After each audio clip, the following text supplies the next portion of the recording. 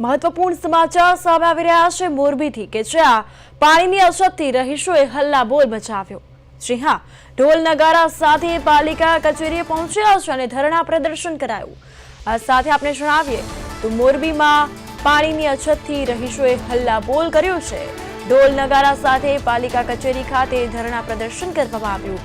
ઢોલ નગારા સાથે પાલિકા ખાતે સૌ પહોંચ્યા છે। મહિલાઓએ ફટાણા ગાઈને તંત્રને જગાડવાનો અનેકો જે પ્રયાસ છે તે કર્યો છે। આપ આ દ્રશ્યો જોઈ શકો છો કે હાથમાં બેનર પોસ્ટર્સ સાથે મોરબીના રહીશો જે છે ત્યાં પહોંચ્યા છે, પાલિકાએ પહોંચ્યા છે અને પાણીની અછત છે, પાણીને લઈને જે વલખા મારવાનો વારો આવે છે, આ તમામ જે સ્થિતિને લઈને તેઓને હેરાન પરેશાન થવાનો વારો આવે છે।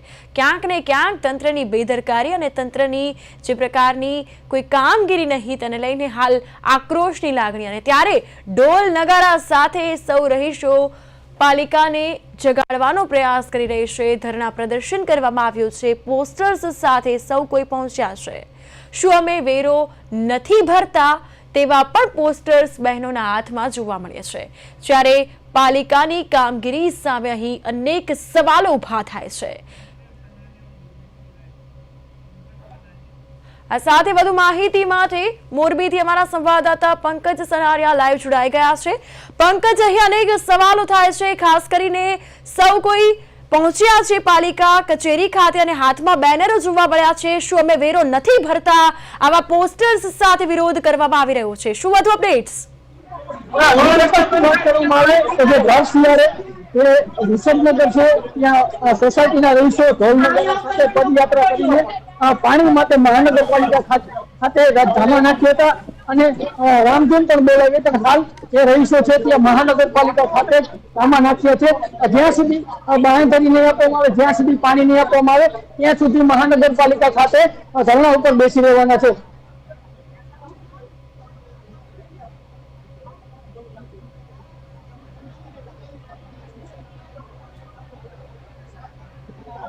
બિલકુલ પંકજ, અહીંયા આપણે કેટલાક રહીશો તેઓ સાથે વાત કરવાનો પ્રયાસ કરીશું, મહિલાઓ સાથે વાતચીત કરીશું, તેઓનું શું કહેવું થાય છે આ બાબતને લઈ?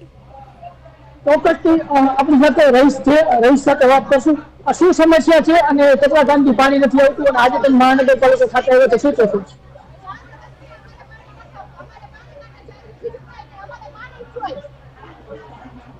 બીજા બહેનો પણ આપણી સાથે જોડાયા છે। શું સમસ્યા છે? આ કામ ધંધા મૂકી અને ઘરકામ મૂકીને આવું કરે તો શું કહેશો?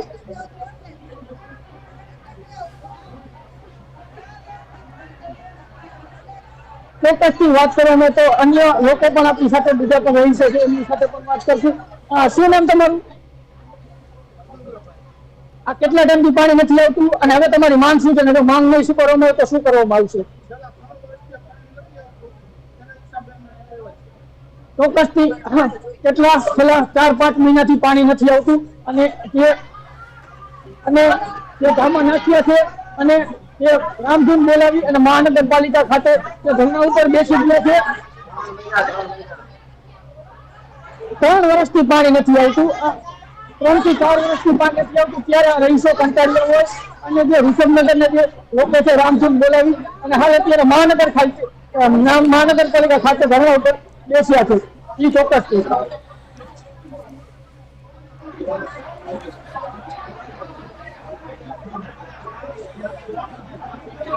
બિલકુલ પંકજ, અહીં અનેક સવાલો ઉભા થાય છે। કેટલા સમયથી પાણીની આ વિકટ સમસ્યા છે અને લોકો આ રીતે ધંધો રોજગાર છોડીને અહીં પાલિકા કચેરી આવ્યા છે, ઢોલ નગારા સાથે વિરોધ કરવામાં આવી રહ્યો છે, લોકોને ભારે હાલાકી વેઠવી પડે છે।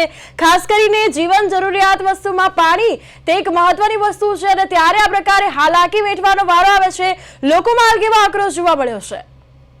ચોક્કસથી વાત કરવામાં છેલ્લા 3-4 વર્ષથી જે ઋષભનગરમાં જે પાણીની વિકટ સમસ્યા બની રહી છે અને ટેન્કર દ્વારા પાણી માંગવામાં આવે છે, તેઓના પણ પૈસા ખર્ચ કરવામાં આવે છે। થોડા દિવસ પહેલા પણ આપણે સમાચાર કર્યા હતા કે જે ટેન્કરથી જે તેમના જાતે રૂપિયા ભરી અને ટેન્કર મંગાવવામાં આવે છે, ત્યારે આજે ઋષભનગરના રહીશો જે રોડ ઉપર પદયાત્રા કરી અને ઢોલ નગારા લઈ અને સાથે જ નગરપાલિકા ખાતે ધરણા ઉપર બેસે છે અને રામધૂન બોલે છે। જ્યાં સુધી તેમની માંગ સ્વીકારવામાં નહીં આવે ત્યાં સુધી અને કોઈ ચોક્કસ બાંહેધરી નહીં આપે ત્યાં સુધી આ ધરણા ચાલુ રહેશે। બિલકુલ બિલકુલ પંકજ, ખાસ કરીને જો વાત કરવામાં આવે તો પાલિકાને નિયમિત સમય વેરો પણ ભરી દેવામાં આવે છે, ત્યારે વાર્ષિક વેરો ભરવામાં આવે છે તો આ પ્રકારની સુવિધાઓથી વંચિત રહેવું પડે છે. પાલિકાની આ પ્રકારની બેદરકારી તેને કારણે શહેરીજનોને હાલાકી ભોગવવી પડે છે. તો પાલિકાની આ પ્રકારની કાર્યવાહીથી શું અધિકારીઓને આ વિશે જાણ નથી? તેઓએ મુલાકાત લીધી, આ સમસ્યા વિશે જાણવાનો પ્રયાસ કર્યો? ચોક્કસથી વાત કરવામાં આવે તો જે આ તમે જે બેનર જોઈ રહ્યા છો કે મોરબીમાં બધાને પૂરતું પાણી મળે છે, તો અમારી સાથે અન્યાય કેમ અને મોરબીમાં બધાને પૂરતું પાણી મળે છે તેવા પણ બેનરો છે. શું પાણી મેળવવું એ અમારો હક નથી તેવા બેનરો? શું અમે મહાનગરપાલિકા વિસ્તારમાં નથી આવતા? શું અમે ટેક્સ નથી ભરતા? એવા ઘણા મુદ્દાઓ સાથે બેનર બનાવી આ ઋષભનગરના લોકો આ મહાનગરપાલિકા ખાતે બેનર સાથે પણ આવ્યા છે. બિલકુલ બિલકુલ પંકજ, તમામ માહિતી બદલ આપનો આભાર.